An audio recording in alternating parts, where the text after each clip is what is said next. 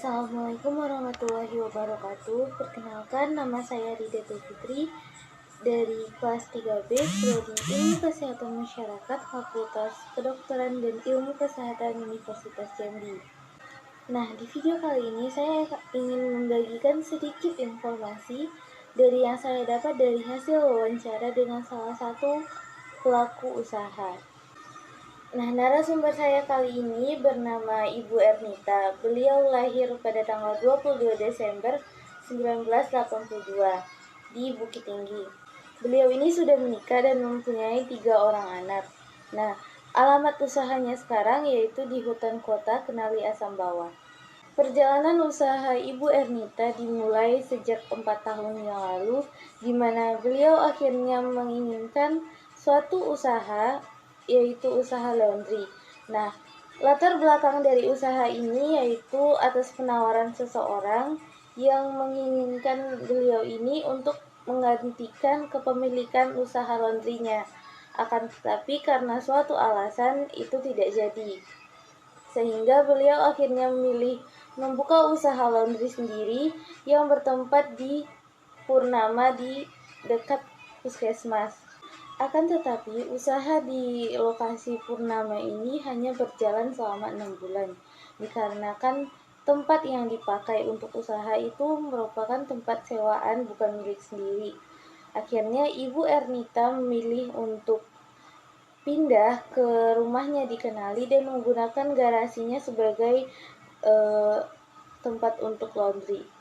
Usaha laundry ini akhirnya berjalan sampai sekarang, di mana sudah menempuh waktu lebih dari 3 tahun, dan usaha ini dijalankan oleh Ibu Ernita dengan beberapa karyawan.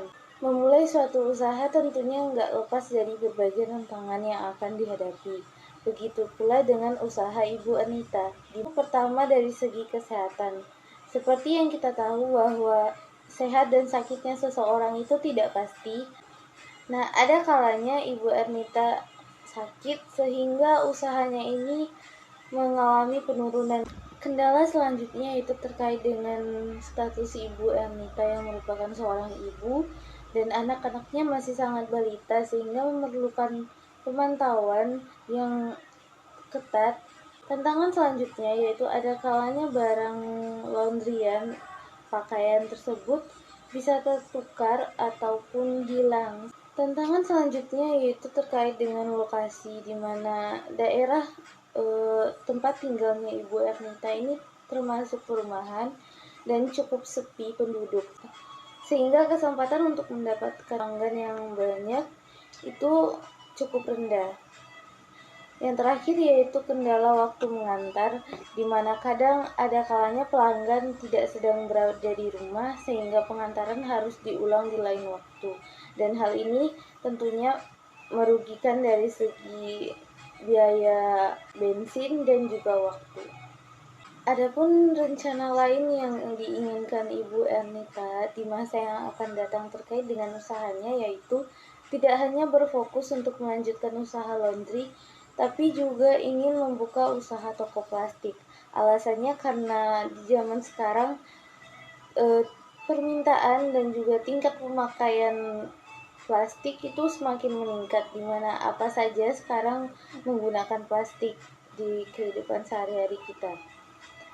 Dan sedikit tambahan untuk latar belakang Ibu Ernita ini, beliau merupakan salah satu lulusan sekolah menengah kejuruan bagian jurusan tata boga, sehingga dari semasa sekolah beliau ini sudah mulai merintis usaha di bidang kuliner.